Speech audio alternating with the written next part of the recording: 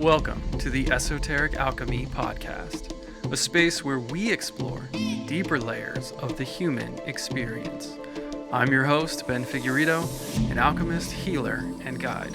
Join me and my guests to the fringes of science and magic, the depths of the inner world.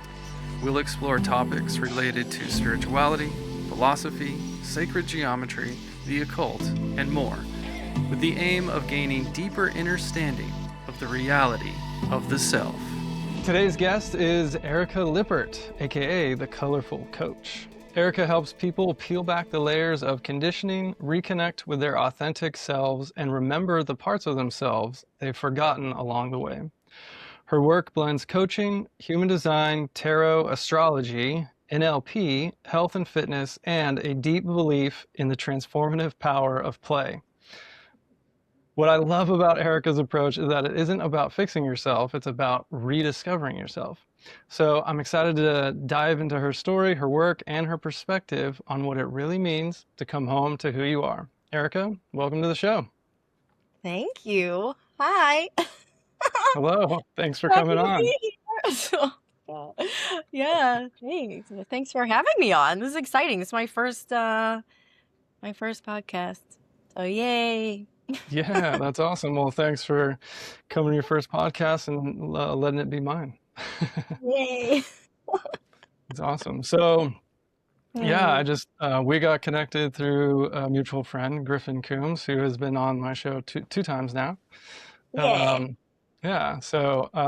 We just got to talking, and I loved what you're all about and all the work that you're doing. So I wanted to hear more about it and explore what you got going on. So yeah, why don't we just kind of start with a little bit about your backstory? Who was Erika before the Colorful Coach? Oh my gosh. How much time do we have? How long is this podcast? I'm kidding. Summary. Yeah. I've been coaching for years. I've been a fitness coach. So my first career was I got my bachelor's in exercise science. I was a gymnastics coach. I was a personal trainer for years. But then I got into teaching because I wanted to travel. I left the US when I was 25 in 2007. And moved to Korea. So I started teaching in Korea. I was there for 3 years.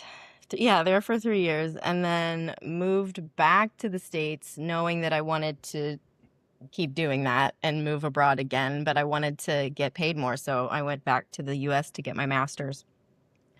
I ended up moving to Portland, Oregon. I got my master's degree in Montessori education. Ended up in Portland for 7 years. And I was living in Portland for 7 years. And then it was like, okay, it's time. Feels like time to leave again. And I ended up getting back in touch with the guy who first got me my job in Korea. And he was like, I'm like, where do I go? I want to go again, but I don't think I want to go back to Korea. I want to try a new place, obviously. And he was like, go to China. China is the place. And I was like, okay. Sounds fun. So I never thought I would move to China, and I did. I moved to China in 2017. I moved to Shenzhen. And then I was there all through COVID. So I was kind of like stuck in China, but not really. If I'm being honest, I actually had a really great time in COVID. I was making my full salary, which is more than I've ever made anywhere. I was making my full salary working like 15 minutes a day. And yeah. So I was like, I'm going to stay here because they were like, if you leave, we can't guarantee you're going to have your job when you come back. And I was like, yeah, I'm good. I think I'll stay. I'm comfortable. It's fine. So I stayed there. But then after everything opened again and, I just kind of was I was feeling myself getting frustrated. And also, I was married to my second husband when we moved to China together. And just that was part of my huge was part of the huge transformation that I went through, is the end of that relationship. And that's how I discovered human design. So Okay. there's like a whole backstory with that. So I was going through some like huge transformations. In 2018, I was really unhappy. I was really unhappy with my relationship and myself and, just everything. But I was still in that phase of trying to like salvage the relationship and tell myself that like, if I can't make this work, I can't make anything work type of thing. I was not happy with my body. I was overweight. I was like really not in a good place. And so 2019, I just made a decision to, block out all of the external everything, and just start listening to my body. And like, just because I was doing all kinds of stuff. I was doing paleo. I was like also being gaslit by my ex, who was a chef, and telling me how I should eat and like what's real and what's not real. And, and I was just like, I was so tired of it, So 2019, I completely cut everything out. I started listening to my body, eating intuitively. And I lost like 20 pounds and got like really, I was feeling amazing. I felt really good in 2019 in myself. Like I was starting to feel better in myself. But then I was still stuck in the relationship thing. Ended up going on antidepressants because I had kind of hit a level where I was like, I couldn't control my mood. I was like completely out of control. And it was starting to like, at home with him, and it was starting to like pour into my job a little bit, which is no bueno. So I was like, okay, I'm going to intentionally go on these, knowing that I'm going to eventually go off of them once I figure all this out, right? So I did. I went on them and they helped. They did exactly what I needed them to do. Like it really like leveled me out. And levels you out. It really does numb you. It really does like disconnect you from, it felt like I was disconnected from source a little bit. Like, to be honest, like I started really missing like, you get these like downloads or spiritual connections or like this, these feelings of, after I learned I was a vessel of love, I was like, oh my God, this makes so much sense. But just that disconnect, right? But it was leveling out my mood, which is what I needed. And then I started hearing though that I needed to find a mentor. I was like, okay, I need to find a mentor. I need to find a mentor. I need to find a mentor. I was initiating, searching, right? And nothing was coming up. I wasn't really finding anybody that I was clicking with. And, Had you found human design at this point or no? So, no, not yet. Okay, not yet. So I wasn't really clicking with anything. And then I was cooking at home one day and I was like, I want to listen to a podcast. And so I pulled up this podcast that I had been listening to for a couple years that I love. And I was like, oh, I haven't listened to this in a while.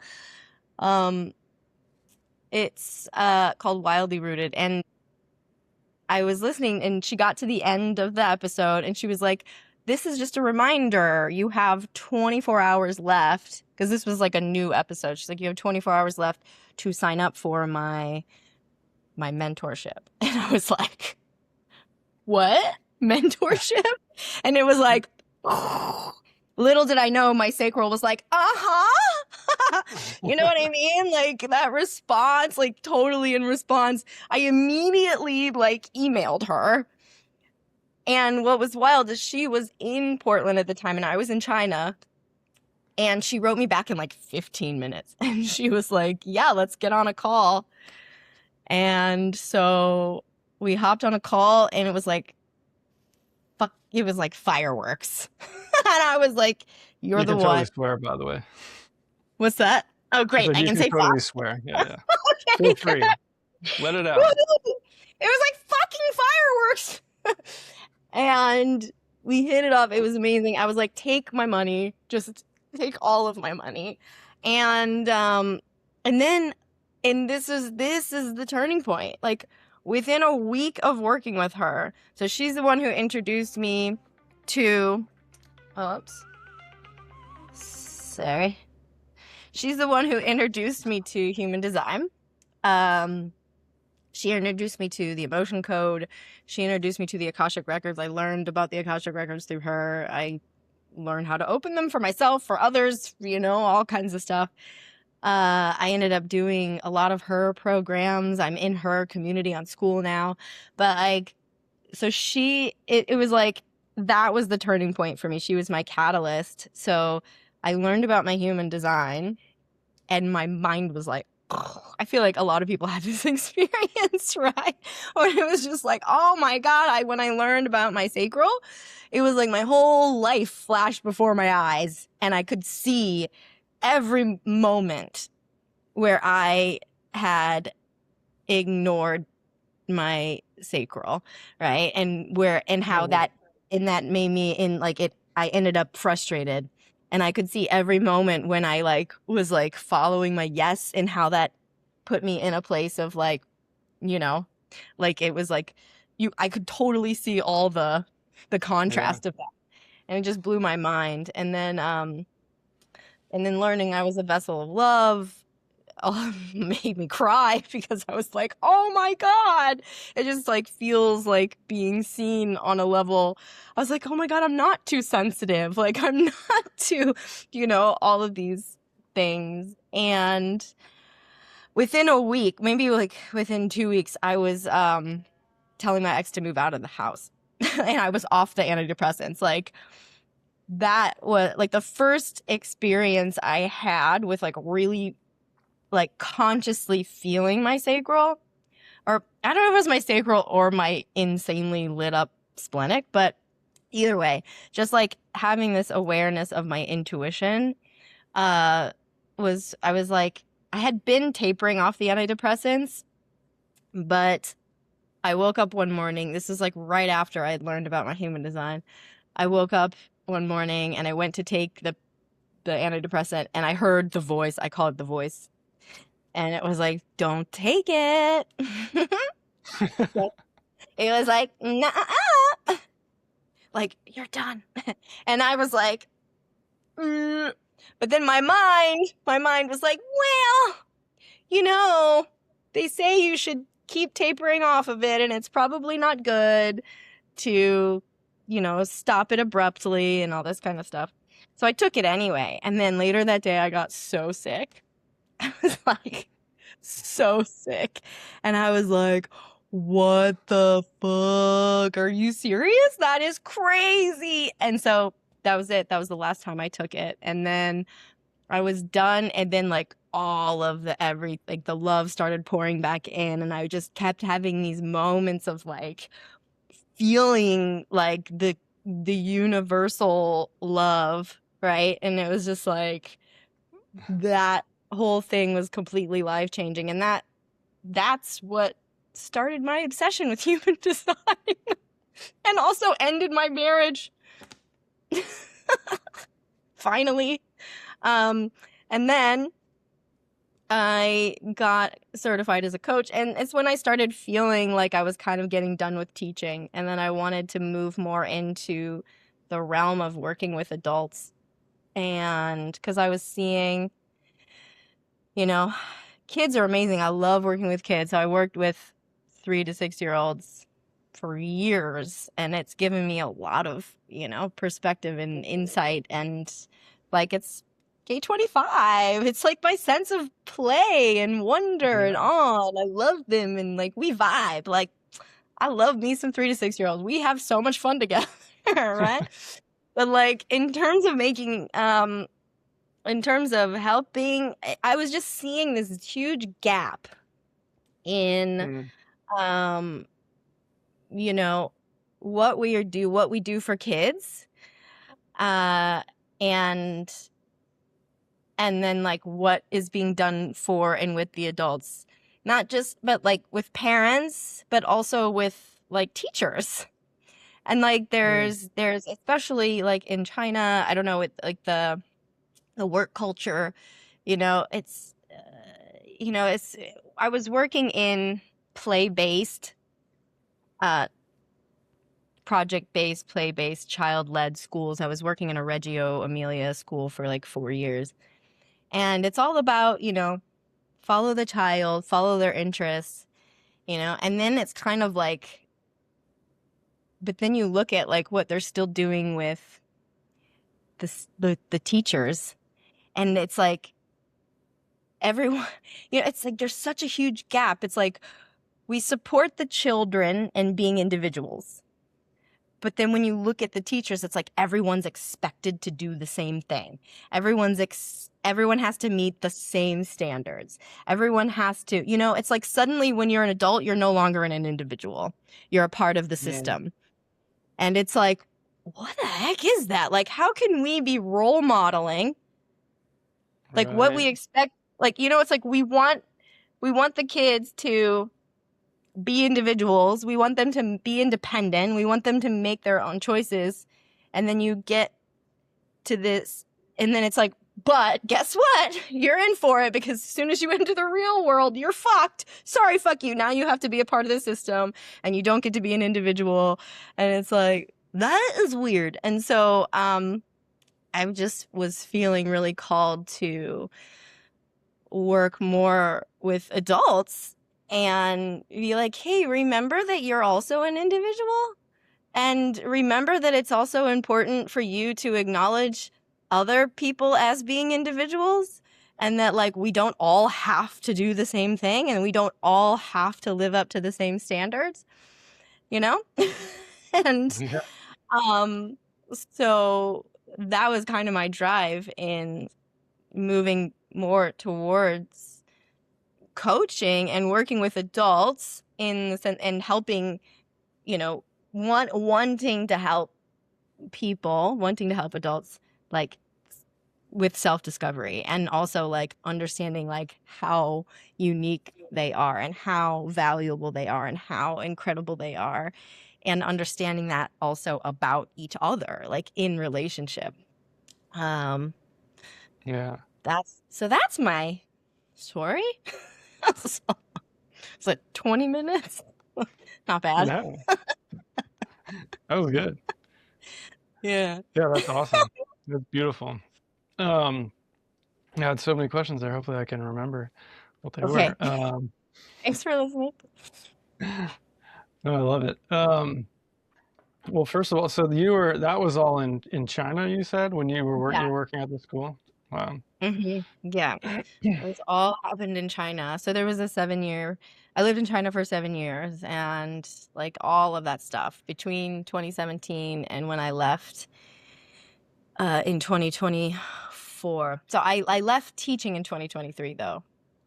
It was Okay. that was wild. That was wild too. Like that was also another thing where I was like ignoring my sacral just to get through the year, I was like, I'm just gonna get through this. And there was like a big thing with them not like I knew they were gonna fire me, and I was kind of like, I have the channel of struggle, and I was kind of like, yeah, right, I'm not gonna let you fire me, because like, you know what I mean? Like I was like, knew they were gonna like try to, because doing this, they were firing a lot of teachers, and then because a lot of teachers, especially foreign teachers in China, they don't know the law, and and they're afraid, because they're afraid to lose their visa, or they're afraid for, whatever. So they just kind of take it. And like, if a school is like, no, they do it in such a way, like a lot of these schools, they do it in such a way that's kind of like, we're not firing you, but we're not renewing your contract. Right. And so a lot of teachers are just like, oh, okay, well, that's not being fired. That's just not renewing my contract. But under Chinese law, it's the same thing as being laid off. And so you are owed a severance package. If you don't get your contract renewed, they have to pay you for that. And a lot of teachers don't know that. And so I was really pushing to be hired again. Like I'm like, no, I'm going to stay. So anyway, something happened, And I ended up writing an email. I was like back and forth with them in emails, but I ended up writing an email addressing the, situation of people saying that I'm not coming back next year. And I was just clarifying. I was like, I just want to make it clear. I have not said this, or I've not had my contract renewal meeting yet. I've asked for a contract renewal meeting and it hasn't been happening. So I just want to make it clear because it kind of seems like people are talking about this. And I CC'd like my whole department. And they did not like that. So I sent that email out right before a holiday. Like I knew we were going to be on a break. And like that night, they like cut me off from everything. They cut me off from my emails. They cut me off from my system. It was like from the school system, like everything. Wow. And I had a lawyer. Luckily, I had already had a lawyer because I knew that this was coming. And so I ended up in this like little mini settling battle with them. And because I knew my rights, and they have already, that school had already been sued so many times and like lost. They just weren't gonna mess with it. So they ended up just, we worked out a deal and I ended up getting a huge chunk of money and not having to go back to finish out the school year. So it was kind of a great deal. They're like, don't come back and here's a bunch of money. And I was like, yay! I'm like, I didn't want to. I was like, woohoo! So it was kind of like the accelerator for me. Like, now I'm going to start my business. And that's when I started building like my brand, the Colorful Coach. And I had all this money and all this time. Really super gift. And it was like that thing. It's like, oh, if you ignore your authority long enough, you're going to get, like the universe is going to be like, look, you don't want this, so you're fired. You know what I mean? Yeah. You don't want to be here. Like, so bye. So that was fun. And so then I started, I had gotten my coaching certification a year before that. So I had gotten it already. So it was like, I had already been kind of building up, like knowing I wanted to move more into coaching and away from teaching. But that was really the catalyst and the gift that I was given to be able to start, building my brand and try working for myself more. And then I got certified in hypnotherapy, NLP, and then as a human design analyst. So it was like boom, boom, boom, boom, boom. Yeah. After that. Yeah. That's so cool. Yeah. That's awesome. I wanted to ask you about the antidepressants, if you wanted to dive into that a little more, because that is an interesting topic, especially what you were talking about, like, feeling like how it cut you off from source, or, even do you feel like that was also your inner authority, your intuition that you were kind of cut off from? I mean, I know there was like, you were able to have those certain hits, and especially like when it was that voice telling you to stop. Yes. But what do you, maybe dive into that a little more, your experience. Yeah. I think it's like, it definitely cuts you off. Like I don't have a defined emotional. So I'm really curious to talk to people who have emotional authority, who have been on antidepressants, because I feel like it definitely cuts you off from your wave, is what I would imagine. Because it just like squashes the wave, right. It like keeps the wave from doing what it's meant to do, right? The wave is meant to do this.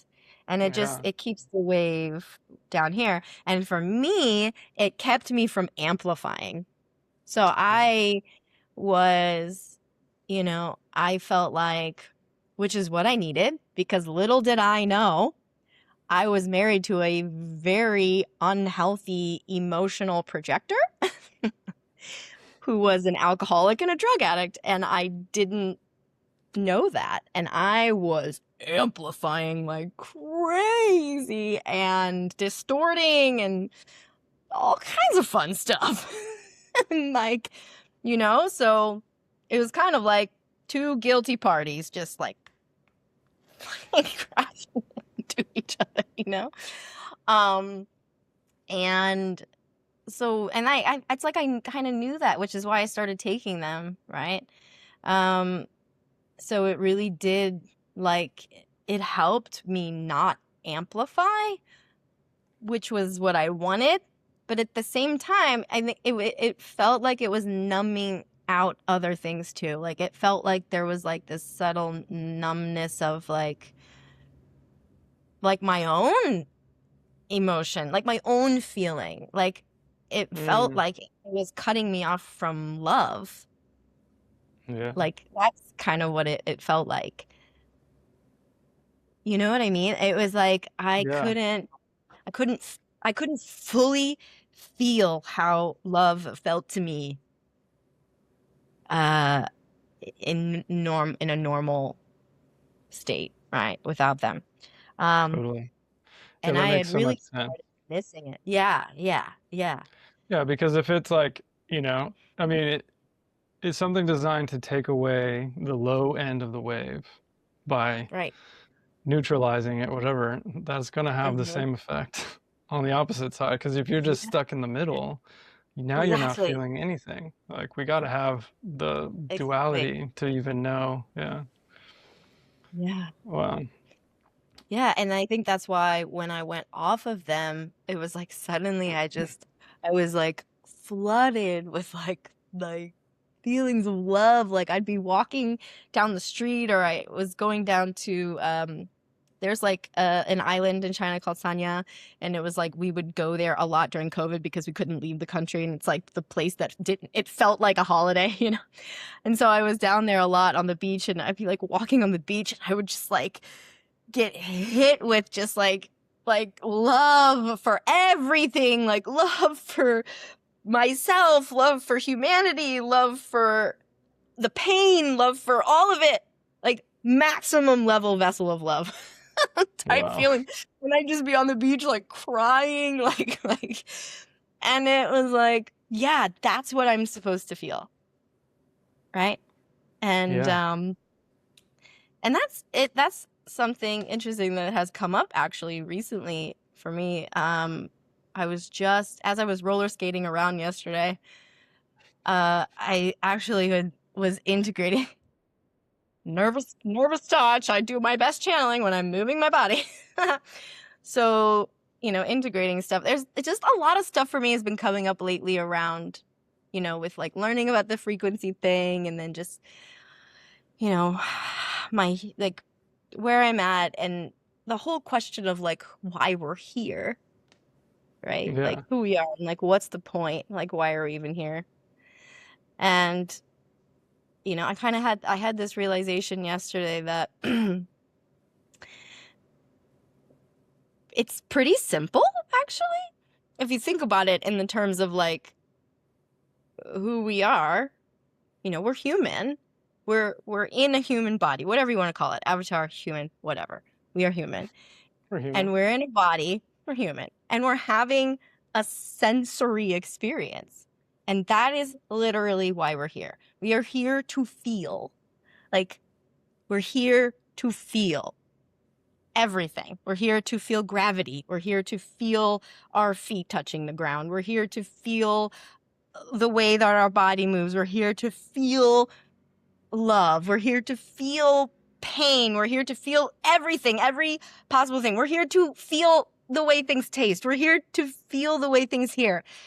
In the way that we are born, or the way that we evolve to feel them, right? Like, and I was like, this is why differently abled makes so much more sense. Like when you say people are differently abled, right?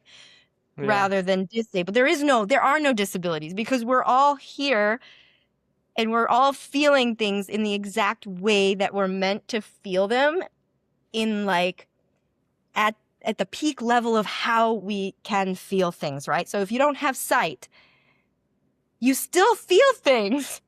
So it's like, how do you maximize those feelings, right? Yeah. It's like, and like, if you don't have the use of your legs, you still feel things. Like, how are you maximizing those feelings? And it's like, yes, the universe is learning about itself through us, right? So of course we need to be differently abled, because like someone who doesn't have sight, their other senses are going to be so much more heightened, right? And so it's like we're all feeling things and sending data and information back to the universe in the way that we are meant to feel it. And that is literally why we're here. That's it. That's all it is. We're here to feel and like send that back to ourselves as the universe. If that makes sense. Oh, 100%. Yeah. Yeah. Yeah, that's awesome. Yeah, I love this. When you take the drugs, it's a numbing out. And I get why humans numb out, right? Alcohol, drugs, like whatever it is, because feeling is scary. Yeah. Yeah, I know. Yeah, and even going back to that point, I was going to say, it's like you know, I think people when they, you know, it's like, oh, even though that happened to you, you experienced that when you took the antidepressants. It's not like it was a bad thing that happened, right? It was part of your experience. You had to, if you didn't go through that, you wouldn't know what it was like to not feel that love at all, right? And now that you can feel it, you're like, oh my God, this is what it is. I love this. I have these data points that I can glean from. Yeah, that's so cool. Yeah. Totally. Exactly. Yeah. Yeah, and I think it gets, you know, there's probably people who would say like, oh, your intuition, your higher self didn't tell you to take drugs, you know, but it's like, who are you to say, right? Right. And 100% agree. Like that's my feeling too, is that we're all here just having our unique experience, because that's the experience that we're meant to have. And you know, I came to that conclusion even before I found human design. And then when I found human design, I was like, yeah, this is it. Like this is the avatar that we choose, and these are all the characteristics that we're picking out. Like we're like, oh, I want to experience this. This is my, you know, I'm gonna have this trait. It's like just like a video game when you're picking your character, and you're like, I'm gonna be a wizard with this ability, and you know, have this magic power, or whatever, and I'm gonna start off here. This is my backstory. Yeah, that's so cool. fun too when you start playing around with that idea of that. It's kind of like, ooh, how can I level up today? You know, it's like a little more like, you're kind of exciting in that way, right? Yeah. It's like, I try to, it's not always easy, but I always try to just remember, like, hey, life's a game. Like, I'm here to have fun, even in the difficulties, even in the hard times. But if I can remember, like, okay, this is a game. It's not real. I mean, it is real, and like we are experiencing it, and so everything is real. yes. That's so cool. So speaking of that, like, let's talk about the way you coach. I love this, is that you emphasize play, right? Yeah. Can you talk a little bit about how you feel, like why it's so important, you know, especially for adults? You know, you mentioned how you were noticing you were teaching kids, and like then once, you know, we grow up and we become adults, like we kind of just become these robots that we have to fit in and do everything that everybody says and play by the rules. But what does that look like, and what does it mean for you to help to play in everyday life? Well, play, when we're playing, we're tapped into a flow state. Like we're present. You can't really not be present when you're playing. And when you're playing is really when your authenticity shines. Like if you're truly playing, right? And like, I mean, this is why people drink alcohol, because, right? It's like it disconnects them from their insecurities and all of the conditioning and all the stuff all the voices that are telling them they're not good enough, they're not worthy, that people are looking at them, that they're weird, that they're awkward, whatever it is. And it like lets them play, right? It like puts them into this playful state. It's like where we want to be. So it's like, okay, how can we get there without the alcohol, right? And it's like that playful state is where our authenticity lives. So it's like, oh my God, it's like the alcohol for some people, it's like, it's freedom. It allows them to like be who they want to be, that playful, being. It's like, it's Pan, it's Dionysus, like, kind of in a way, right? That's like why that kind of makes sense, like very playful and like pleasure and play and all that. But yeah, it's deeply connected to authenticity. Yeah. And so, like, when you can get yourself into a state of present play, you can start to like see your authentic self more clearly. And I think that's a big part of why I do it, or I'm drawn to it. Yeah, for sure. How does it play a part in your coaching? Like, give me an example of like what you do with a client, like, and getting them to play that brings out their authenticity. Yeah. If you want to share. Sure. I'm actually working on building out a course at the moment, on like a 6-week module course on cultivating confidence through play. So it's kind of moving through the different weeks. We go over confidence. Then the second week is about laughter. I'm also going over like movement, like so big movements, also micro movements, tactile play, touch, and also like talking about the reticular activating system, the RAS, like noticing your glimmers and things more often that bring you joy, things that bring you joy. And then also inner child stuff. So like tapping into like all the things you loved as a kid, and doing some maybe reparenting work, but inner child work. So I kind of incorporate it through many different layers, depending on the client, depending on the person. And also I'm a certified laughter yoga leader, so I do laughter. So we do laughter sessions, and there's a guy who started a play institute. His name is Stuart Brown, and he has like a whole archetype system, like a play archetype. So I'll take people through that to kind of help them tap into their play archetype, and then we, it's just kind of like it's human design, where you're like doing it's like a play reading, and you're like, tapping into all the different ways in which someone uniquely would want to be playful, and using their human design chart and astrology to like look at, their play gates, or whatever, and pulling all that out. So yeah, it's pretty depends on the client, but those are the various things that I would incorporate. That's awesome. That sounds like a lot of fun.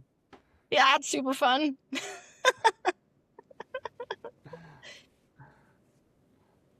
So I don't know if you know this. Would you want to go into your talk about your relationship, your divorce at all, or is that just kind of relating to like human design? Because I don't know if you know this, but I just got divorced a year or so ago. Okay. Very similar situation too. Yeah. Like the human design coming in. Yeah. So interesting. Yeah. Okay. Yeah, I'm happy to talk about it. I'd love to know just like your experience with was it, obviously it was like right when human design came in, right? Or like so human design, I mean, we had been like, look, I'll be honest. I entered that relationship very incorrectly. That was a trauma bond. I was being love bombed big time. I was really insecure. I was still very much like seeking love and approval from outside of myself. I didn't love myself, really, not really. Definitely not really. I wouldn't say I didn't really value myself. And it felt amazing to enter like this relationship. Like when we met, oh my God, like that summer was like, you know, just like being love bombed. It's like so fun. But even like 2 months into that, even on our second date, I knew there was something off, right? Like I knew there was something, like on our second date, like he had this like smell to his breath that was like, it smelled like unhealthy. Like it was bad. Not like halitosis, but like a banana. It's almost like it's alcoholism. It was like, you know, and I was just like, oh, you know, whatever. I'm just gonna ignore that red flag. Meanwhile, my spleen is like, what the fuck is that? No, don't do that. No. You know? And like I said, so like my spleen, I have every gate active in my spleen. It is like a second authority, but it's not my authority. My authority is my sacral. But my spleen will talk to my sacral sometimes. And then my sacral kind of obeys my spleen, but my mind doesn't care about either of them a lot of the times. Right? So when my spleen says something to my sacral will then be like, okay, and then continue to say, no. Like my sacral is like, and my mind is like, and my completely open heart center is like, but I'm not good enough, and this makes me feel really good, and I need to keep getting this, you know, approval and stuff. So, anyway, I entered that relationship very incorrectly, and I knew, I mean, it was not good. I mean, like 3 months in, okay, story, juicy. 3 months in, we got into this huge, it's so funny. It's like I can talk about it now because I am so not this person anymore, and I have wrapped this version of myself up in love and compassion and forgiveness. And like, I'm okay with talking about this now. But we got into this huge fight because also he drank a lot, he smoked weed, and I was still very much in a place where I was like, oh, if I role model good behavior enough, or if I, you know, I can send him all these articles, I can change him, I can fix him. He's not going to be this way anymore once he's with me, right? Aw, sweet version of myself thinking that out. So cute. And we got into, and this is when I was still drinking.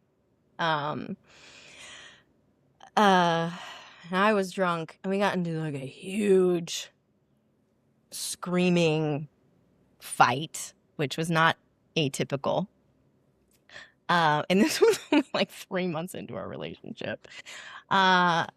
So, and I was staying with him in his place, and he had downstairs neighbors. He lived in a house, and he has these neighbors downstairs. And I did something, I think I like hit the wall, and that happened to like knock some stuff off of their porch because it like shook the wall, and it knocked some stuff off and it shattered. So they called the police. And I'm like crying and super drunk and crying and like not unknowing that I didn't actually have to tell the police anything.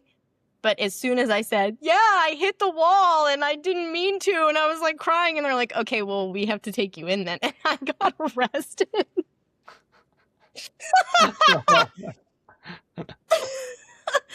And I was like, what the fuck is happening? And so then I ended up marrying him. So good call. And yeah, so I got arrested. I was in jail for one night. That was crazy. I got charged with what was it? Criminal mischief or something like that. And then I got it expunged, of course, like very minor or whatever. Yeah. But that That's like crazy. was so eye-opening. It was like also like I don't ever want to experience that again.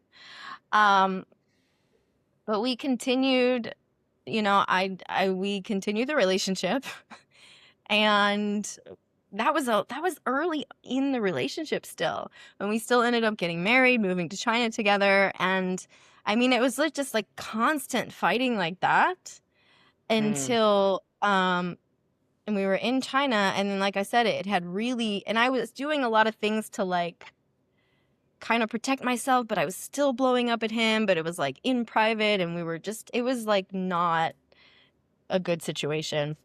And that's why I was really unhappy, and like my body was not good, and I just knew that something had to change. Like it was really bad. And I was just doing everything to like I was like expecting him to change and not realizing that it had to come from me, it's a process. And even as I was changing and like starting to love myself more and starting to see things more clearly, it still took me, even after 2019, I lost all that weight and I was feeling good about myself. It still took me 2 more years before I was able to really be like, I'm done with this, I can't do it anymore. It was just this struggle of like communication. He was lying to me about alcohol and drugs. Like I would find alcohol hidden around, and it was really a lot. But even it's, like when you're in that kind of bond, that place, it's like, it takes a long time. Like even when you start coming out of it, it took me still like 2 years before I could really kick him out. But it was funny because, he didn't have a job. And then he finally got a job in like the end of 2020, like early 2021.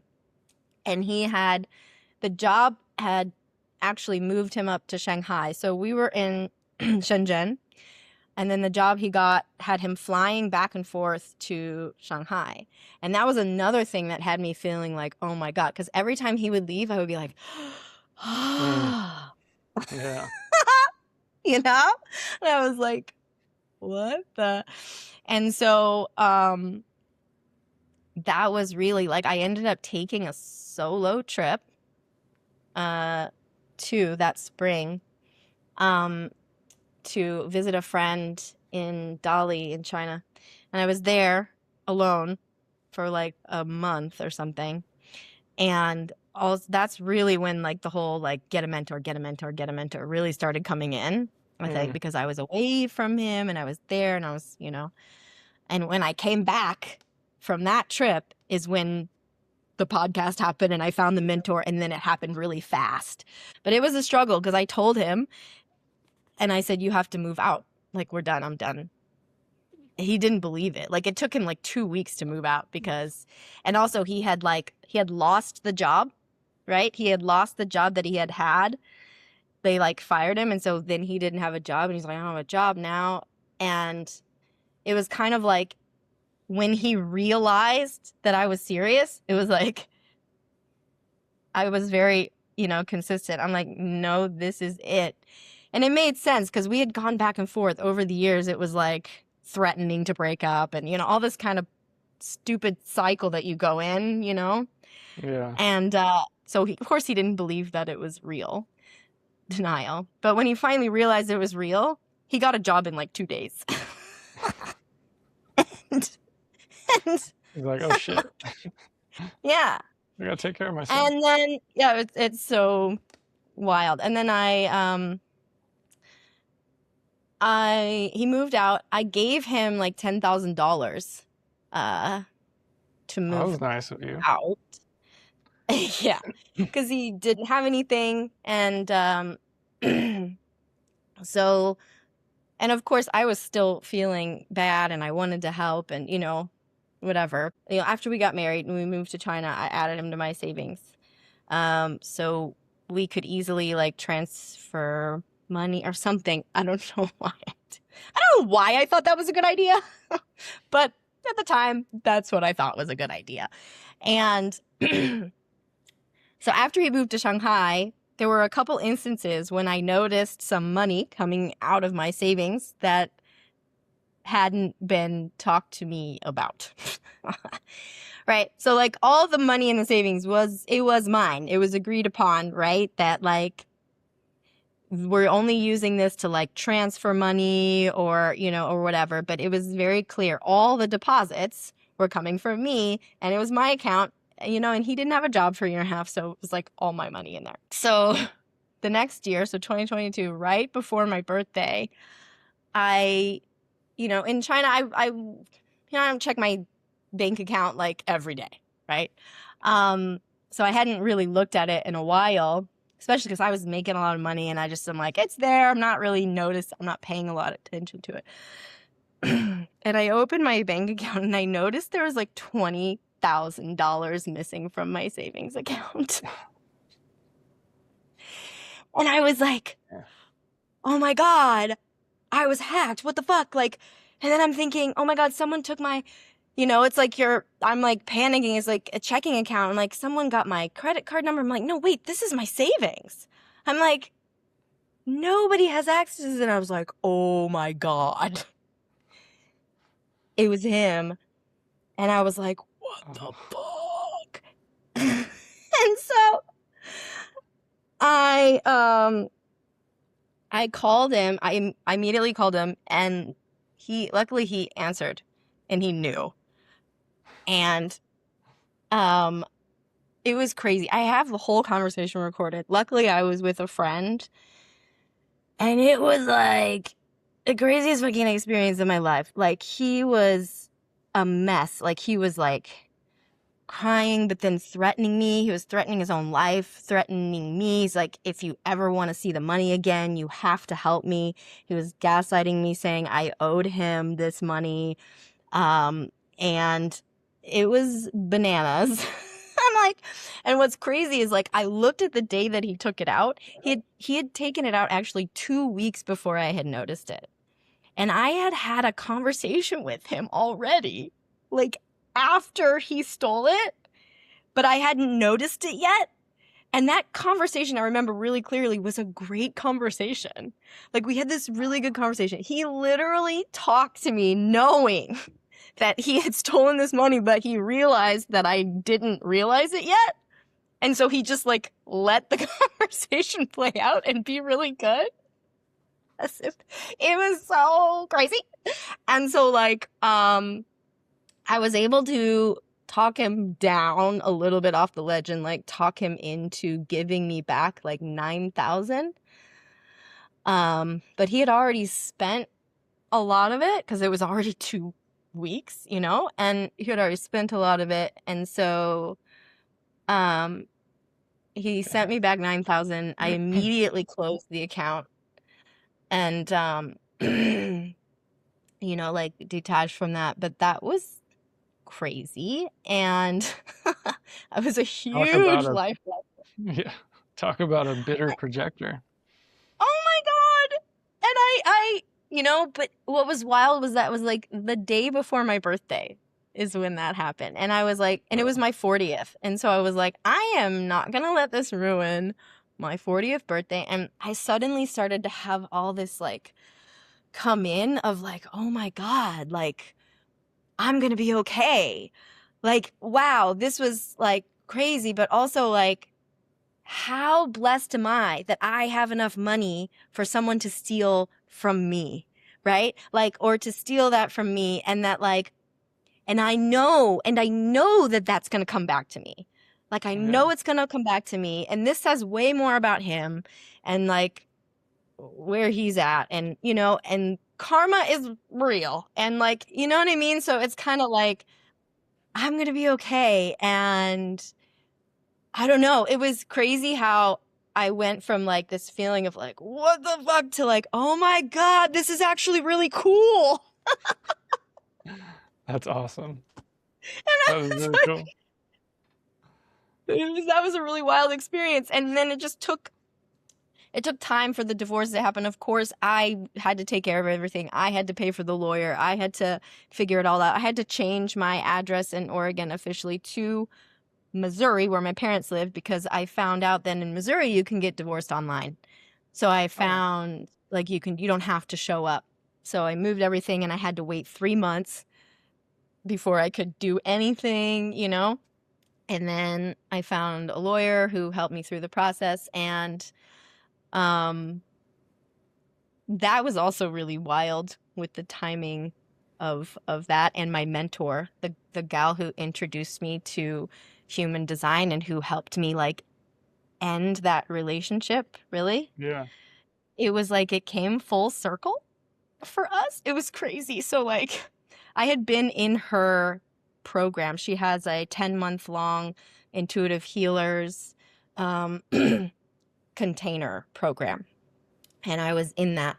That's when I learned, you know, so I was doing a lot of intuitive work, like so much meditation, readings, Akashic records stuff, like within the container, and then also using it outside with clients and things like that.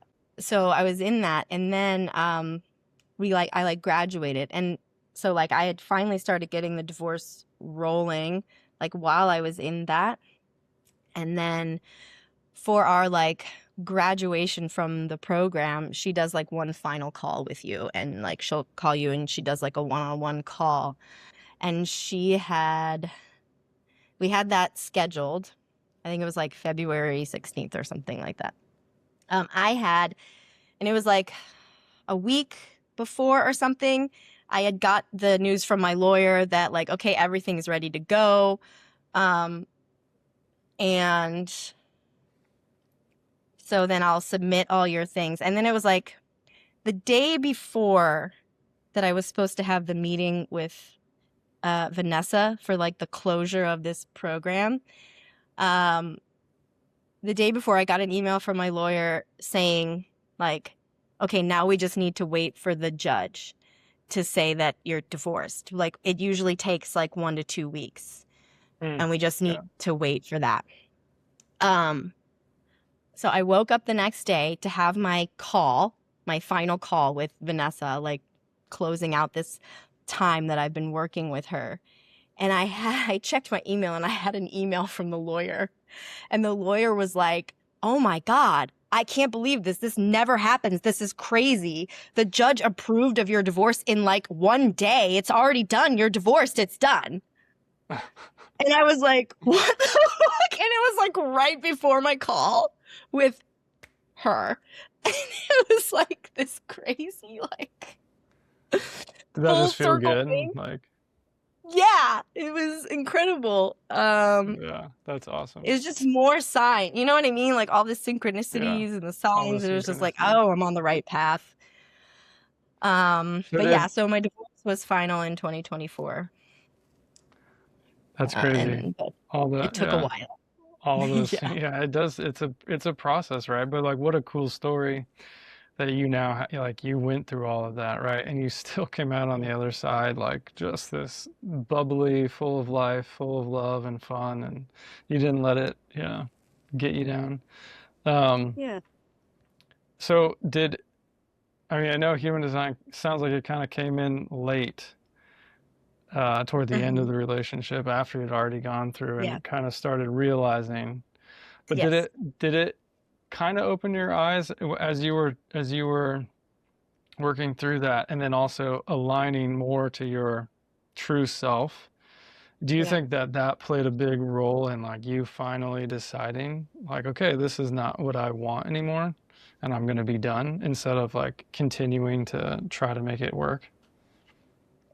Yeah, I mean, I think yes, and I think that it really was the catalyst, but I think it was like that had already been building up. You know what? It was like I knew it, but I didn't quite have the language or the affirmation or the confirmation, right? I think human design being introduced to me, it was like the confirmation, the affirmation of like me being like, oh my God, I am so fresh. This isn't right. I'm not listening to my sacral. I've been ignoring my intuition. I've been ignoring my sacral. Like, I need to like actually listen to my body and do this, right? And love myself. And this the step, like loving myself doesn't mean forcing myself to stay in a relationship. Which is what I had thought before. Like while we were together for a long time, I even have it written down in like journals and stuff where it was like, I'm doing this for me. Like I love myself. So like, I know I can like get through this. And like, it was, and I'm like, whoa, that's not actually what it is at all. I'm like, that's crazy. And so it was, so it was abrupt. Like when I learned about human design, it was like, that literally was what was giving me permission to like be like, listen to my authority. And like, it was almost like, it was like, I felt like I had, it helped me be like, it gave me courage to finally like actually end it, because I was like, I had all this stuff behind me now. I had like these support systems and I had this like, oh my God, this is who I am. And it's like, this is what needs to happen. And it was very clear, it was really clear. So it wasn't really like a slow burn. It was very like a slap in the face. Which, I mean, sounds like, right on script for a generator, right? You just respond and it's like, and a generator who only has gate 34 in my sacral. Right. So just the raw power. That's it. Yeah, exactly. But you have a completely open ego. So do you think part of that was like trying to prove to yourself that you could stick with it, or that you could love yourself through the relationship? Or Oh, absolutely. Yeah, for sure. That completely open ego has, I think, been a lot louder than my sacral or my spleen in many things, And it's interesting, I don't know, because when you look at like what I'm meant to learn, what my life lessons are around safety and relationships and stuff, right? You look at astrology, like all the gates in the spleen are almost all Libra. And I have a ton of Libra placements, obviously, in both my personality and design chart, because like my lit up spleen. So I have a lot of Libra placements, which is all the relationship, right? Romantic relationship specifically. And I have, it's like Pluto, Saturn, Mars all conjunct right there in Libra in the 7th house in my chart, because I'm Aries rising. So it's 7th house, which is the same as Libra. So it's like double whammy. And so it's kind of like, I know I'm meant to, most of the learning that I'm meant to experience in this life is through relationship.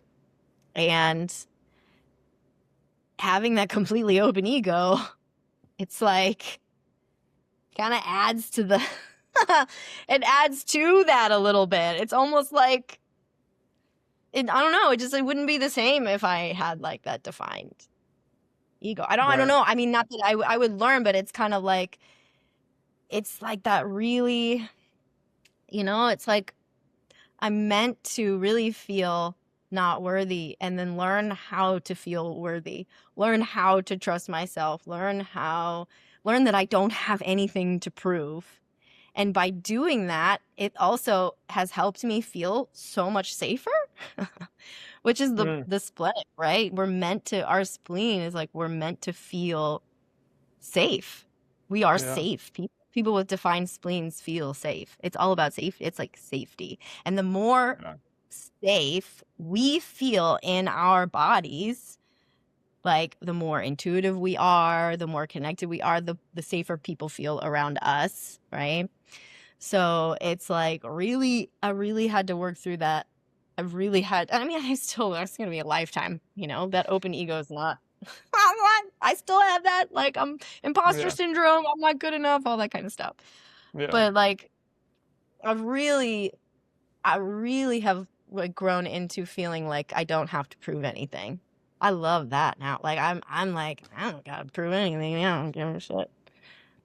Like, people questioning the way I eat, or questioning my belief system, or questioning what I do things. I'm like, I don't know. Go use ChatGPT or Google something. I don't care. Like, I'm not gonna explain myself to you. Like, I do it for me. I'm not doing it for you. You know? Yeah. So, but I used to do that. Like, I used to feel like I had to, like, prove myself, in order to be accepted by some, like, Joe Schmo at a bar. Like, whatever. Like, why am I explaining myself to you? I don't care, now. Yeah. Yeah. Yeah, it's interesting. I ask about that because as with someone with a defined ego, I realized, like, as I contemplated, just my own relationship throughout the years and why. Yeah. Because I kept there came points where I was like, oh, I don't think this is working. I don't think I want this. And, we'd kind of reach that point, but then I'd go back and I'd revisit it, and then it'd be like, no, I can do this. Like, I can make this work, and realizing that my ego was just like, it was committed to trying to see that if it could work, right? And then also on top of that, I have the third line body. I'm a 1-3, so it was Wow. like, Yeah. okay, we're just experimenting here. We're trying to see if this is gonna work, And so it's like, oh, I had to just like try and see, like, okay, can this work or not? And then I eventually just reached the place where I was like, no, this is not working, and I don't think it's ever gonna work. So I just have to trust, and this was probably 2 or almost 3 years into human design for me, and really discovering who I was, and being a projector, and not the how the role is like, oh, all of this is starting to make sense. My role in a relationship like this is not what we're told in the culture, as far as like, what is the standard men's masculine role in a marriage. And I grew up in a Christian church, so very much very, very conditioned with those beliefs. And so it was like, oh, if I get divorced, then like, is God still gonna love me? Yeah, totally. I grew up Catholic, so it's like a lot of like guilt stuff. It's fun. Yeah. Yeah, exactly. And that willpower, that defined heart willpower, you're like, I am determined. Yeah, right. And it's crazy because, like, with a defined ego, they always talk about, it's like, oh, the defined ego, that's where you get your sense of self-worth. If you don't, if you have it opened, you tend to feel not worthy because you're trying to prove yourself, you're trying to prove your worth.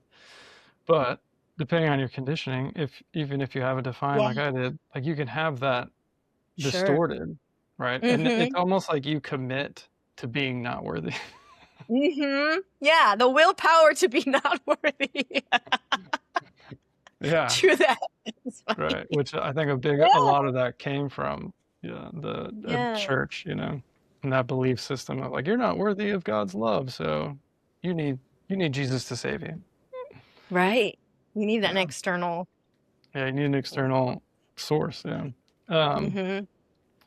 So you have all these. I know we're coming up on our time, but I wanted to kind of wrap it up with. So you have human design, astrology, you have all these things.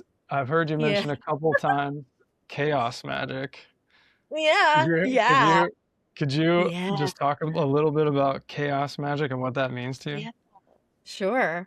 It's funny. I only kind of recently started like calling myself a chaos magician and kind of actually diving into chaos magic more, reading up on it, and kind of feeling like I do really identify with this. I was introduced to me by a previous partner who's kind of in the magic world or whatever, and he was just kind of like, you're a chaos magician, right? And I was like, what do you mean?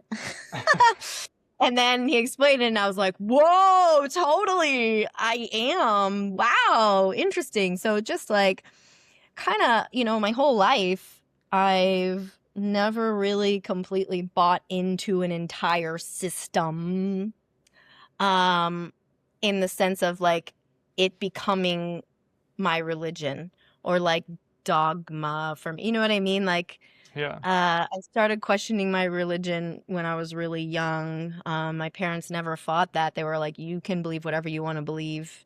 And they supported that. And so, I've always been really interested in different philosophies and, ways of viewing life and different psycho-spiritual typography systems and all that. Like I've really dove into a lot of various ones. There's also like Gate 53 North Node, that's like always starting, and just like wanting to and also, I lived as a line 6, I lived the first 30 years of my life as a line 3. So experimenting with everything. And I've always just like kind of taken like bits and pieces from various systems that resonated with me, that work for me, that help me create my own magic, right? My magic that have been magical for me, that have like, resonated. So whatever, it's like I'll pull things from, I still say the Hail Mary. I grew up Catholic. I'm not Catholic at all, but I say the Hail Mary because it's comforting and it's like meditation, and I'll say it, as whatever, but I'm not Catholic, but I say that. And, or like, whatever it is from numerology, astrology, everything. And I happen to like, I love human design. Like human design has been for me the most like complete, like it's like so in depth and so layered, and there's like so much to it that it's kind of like, it's like constantly like, oh my God, yes, I resonate with that. It's like, it's up to this point for me, it has been the thing that I have like really felt like hits the nail on the head with like so many things, right? And so, yes, I do use human design language a lot, and I am very immersed in the human design, but it's not my religion. I'm not attached to it, right? Like, I can still carry on a conversation and not talk about human design. I can still, I still take things from, whatever it is. It's not, if someone were to take human design away from me, or any of these systems, they were to take them away and be like, you don't have this anymore, it's not going to shatter my identity. Like, I don't, you know what I mean? I'm not going to be like devastated because like, I know who I am. It's like, I know who I am, and these things are like fun for me, right? So chaos magic in the sense of like, ooh, I'm going to take this and that and like make my own stew and potion and then like create magic from that, right? And I don't believe there is no one ultimate way, I don't believe in like absolutism and all that kind of stuff. It's like bigger picture. It's like nobody really knows what's going on. No one knows. And I've discovered too that like, and I think this relates to chaos magic a little bit, is like the older I get and the more along, like the further along in this journey I go, it's like I'm really starting to be more comfortable with not knowing things than knowing things. That's good. Which is so me. Yeah. It's so like undefined head and ajna undefined. You know what I mean? It's very like, I'm very comfortable now with not being certain. Like I'm like kind of like, I can feel it creeping in sometimes, or I'm like, oh, I need to know how, or I need to know this. But then it's kind of like, no, you know what?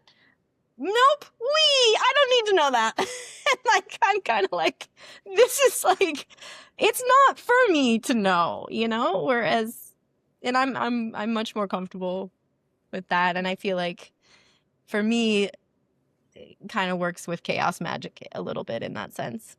But yeah, Yeah. that's how I would define chaos magic for me. Yeah. Yeah. That's awesome. Yeah, I mean, because we have all these different languages. I like to call, the human design's a language, astrology's a language. We're all just. That was one of the Yes. things when I started deconstructing out of Christianity. It was like, oh, okay, well, that it wasn't what I thought it was. So now I got to Yeah. go explore and see, And so it's like looking at Buddhism and Hinduism. What do these Yes, other things exactly. say? Especially the ones that I've been told are evil. And what what are Right. they saying? Yeah. And it's like, oh, I I was looking into Buddhism, and it's like, oh, like Mhm. almost everything that the Buddha said, Jesus was saying. Like, Yeah. how is Wow. this? Look at that. How, what? But it was like, it's not like I went and became a Buddhist. It wasn't like I went and became Yeah. a Right. Hindu. I just No. like I took what resonated. There's things in wisdom that I love, and Yes. then realizing it's all just part of the human journey, where Exactly. we can take all these things, and then you have a Right. system like human design, and even people will turn that into a religion. I think I made a Oh, video they. Whoa. recently. Absolutely. Yeah, Yeah. made a video release recently, kind of calling out people for being so like Yeah. strict about it, because like Yep. Buddha didn't come here to try to make a religion. He was just like having Mhm. a epiphany, and he was like, oh, you guys, I think this is the way So with life is. And Jesus, Jesus didn't come here to make a fucking religion either. I'm exactly, crazy. yeah. And neither did He Ra. was. Like Ra wasn't trying to Yeah. start, and it's like we take these systems like human design that's meant to individuate, right? It's literally call it the science of differentiation. And then we get all Yeah. dogmatic about it and be like, no, this is the way you have to do it, the same way I'm doing it. And it's like, how Yeah. is this Exactly. differentiation? Yeah. Exactly. I'm so uncomfortable with you changing words or doing Yeah, it differently. And it's like, I want to sit with that a little yeah, bit. I actually made yeah, a reel about this recently, talking about about this. I haven't posted it yet, but yeah, maybe I'll post it later today. yeah, you post it. Yeah, it's funny. Yeah, see, I like to stick to the original, but I'm like, if you want to do that, go right ahead. I'm not going to. Yeah. I like the original words. I like Um, the original version as well, and that's like what I'm trained in, and I like it, and it's fine, but I could give two fucks about anybody, how they want to change it or interpret it or understand it. yeah, yeah, it's their More experience, power to right? Yeah, exactly. And then there's going to be people who resonate with that too, right. right? So it's like, and Different great. fractal. Different fractal. Yeah. I Yeah, love exactly.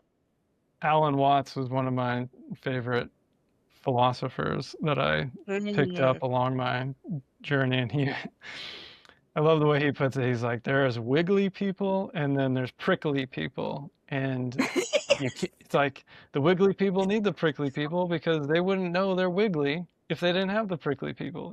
Oh my God, that's so funny. I love Yeah, that. I haven't heard that. That's really good. I love it. I'm yeah. pretty sure It's like, I'm pretty wiggly. that's funny. So, along with all of these things, you mentioned earlier the frequency thing, all right? The Which you're talking frequency about. thing. It's You're like, what talking do we about call it? yeah, the 27 archetypes. I know, like, Yeah. yeah, Yeah. that's what I'm like. What do you call it?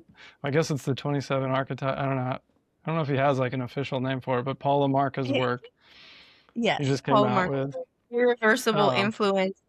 He yeah, hasn't named it yet. Not really. Yeah. I yeah. don't think. But it's fun. I mean, you've landed on what your archetype is, right? Yeah. Yeah. So And I'm a wind chaser. So 278. 278, yeah. Actually, it's 287 officially. That's the Okay. the one within the 278. But yeah, What are 278. your individual frequencies? I'm 700, Okay. and then 20 and 80. Okay. I have 700 too, apparently. You do! Wee! Yeah. Magical! Magical. It's magical. I was Yeah. joking with Paul the other day. I was like, he was posting about the sixes, and I was Yeah. kind of like, I just genuinely don't understand how anyone would choose any of the sixes over the 700. So, like, I don't know. Like, Right? Why would you choose to have a traumatic childhood? I don't know. Right? Or be like that? No, 700 all the way. 700 for the win. So I did your so I've been practicing or messing around with measuring with my pendulum the different Yeah, frequency, cool. and Yeah. I measured you, and that's what I came up with. So I got let's see, so red none, which is 1. Yep. Okay. Orange none, 5 none. What I got was medium on the cyan, which is 2, and you said you're 20? Yeah. Okay, so that makes sense. I got a medium spin there. I got high on 7, so 700. Yep. I And think then I 7 was got, my too for ages. Like I'm yeah, a 7 Enneagram. Yeah. yeah. And then I got a medium spin on the 8, which you said was what? 80. 80. Okay. Yeah. So that matches up perfectly. Wild. Yeah. That's I got it. So crazy. I got a little bit of violet, Mm-hmm. but that makes sense because if you have magenta, it's kind of sort of Yeah. right there in that range. Yeah. Is And then, it it's violet? actually interesting. Violet is the 8. Violet is 8, right? Magenta is 8, which I got Okay. Yeah. medium What's on. And then violet is actually 6. okay? Um, but I've been playing with it. It's more complicated because like, I've been talking to Paul. There's like a whole formula that he uses, and when all the Mm-hmm. numbers and energies come together, they obviously mix, and then they're not like just the solid number anymore, right? Unless you have like Right. 700, and then you had like 8 and 2, right, where they're Mm-hmm. lower, so they're not having much of a pool. So it can kind Right. of like blend it and move it, but yeah, this is cool. So it's cool that I'm able to like pick it up accurately Yeah, that's super cool. That's really and really interesting. see. Yeah. When I first did it, it's like when I first read them and I was writing down the percentages, you kind of resonate with several of them. I was definitely feeling the 3 a little bit, feeling the 6, feeling the 9 a little bit, but 700 blew everything out of the water. When I read 700, I got goosebumps, like full body goosebumps. I was like, well, that's a yes. I'm like, so that means 6 is a no, obviously, because Yeah. I'm like 700 was the only one I had that reaction to, like full Well, body goosebumps. yeah. I was like, that's Yeah. definitely a winner. That's funny. So I'm a 479, and I was always when I did the Enneagram like 10 years ago or Mm-hmm. more, and it was cool for a while. It definitely helped me a lot, but I always thought I was a 5, which I probably was. I probably have a little bit of, Mm-hmm. little bit of it in there. And Paul said, there are some similarities between 5 and 7, I think. Okay. I mean, they're both head center. So, Is that but like you anyway, can be in Enneagrams, it's like your main number and then you're leaning either one way or the other. Like I was like a 7 leaning 6 or something like that. I don't remember. I never yeah, really got exactly. into Enneagram, actually. I was Yeah, more into numerology. I was obsessed with numerology for a long time. Like, ooh, yeah. I got really good at math. So also interesting, just to note.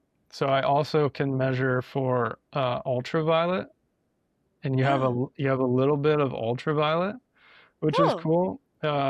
That ultraviolet frequency is, as far as I know, what I was taught is that it's actually like something to do with like the angelic realm. So it's wow. actually, they notice like if like an angel will like visit, there'll be a lot of ultraviolet. And some people think that it's like the ultraviolet's actually like their environment, almost like it's the like how we breathe, we need oxygen, they need ultraviolet. It's like Oh, kind of like their environment, which is interesting, that's their oxygen. cool. Yeah. So you have a little bit So of ultraviolet. that's interesting because I've always had a connection to angels. Yeah. Oh, look at that. Look at that. And then you Like I also have, know, yeah, oh, that's go ahead. crazy. Yeah. I was gonna say like one of my loudest spirit guides is an archangel, Oh, which one? Muriel. Okay. That's cool. And like how I discovered that was nuts. We'll have to talk about that some other time, but that story was like, what? Yeah. I would love to talk to you about that. That would be cool. Yeah. And then the other one you had a little bit of is something we call in radiesthesia horizontal negative green. It's negative green, but every frequency has a horizontal wave and a vertical wave. But specifically, Okay. I'm only measuring horizontal because vertical is mostly toxic. But Mm. so you have this negative green, which is opposite on the wheel to green, but it actually doesn't have like a visible color that we would be able to sense if it were to manifest physically. Mm-hmm. But it's this energy that when they're first discovering it actually emanated from a lot of the like Christian saints' graves. Like they were just emanating this energy, and it's also connected to, it's also found in the center of everything. So like there's three main frequencies that are found in the center, and in biogeometry we call it like the source, the one energy quality of the center. It's something that harmonizes and anchors all these other colors that we Mm. talk about, the colors of the frequency, the avatars. It anchors them Mm-hmm. all in, and that's actually where it manifests out from. So there's three Mm. different frequencies there, and one of them is Mm-hmm. this negative green, and then one of them's the higher harmonic of ultraviolet, and then one of them is the higher harmonic of gold. So yeah, Cool. it's cool. Not a lot Wow, of people, interesting. yeah, not a lot of people have that, and it's like signifies that you are more connected to your source, Mm. and I think it has something to do with like the more I become more connected with my own source. I think it really does Mm-hmm. something to do with like you being aligned with your true self and what you're here Mm. to express, and you get more connected with source. That's cool. Yeah. Yeah. Authenticity is the highest frequency, right? It's like Yeah. love it, but authenticity even higher. Yeah, Even that's higher. so interesting. That's really cool. That's cool. I want to learn more about that now. Yeah. Now I'm Let me curious. know. Curiosity. It's one of my top 5 character strengths. I love it. Well, Erica, thanks so much for coming on and talking. It's been Yeah. fun. Thank you so much. This was really, really fun. Wow. This is awesome. First time, first podcast, I think seems First pretty. podcast in the can. Woohoo! Thank you. All right. Well, have a good rest of your day, and I will. yeah, You talk too. soon. All right. Okay, talk soon. Bye.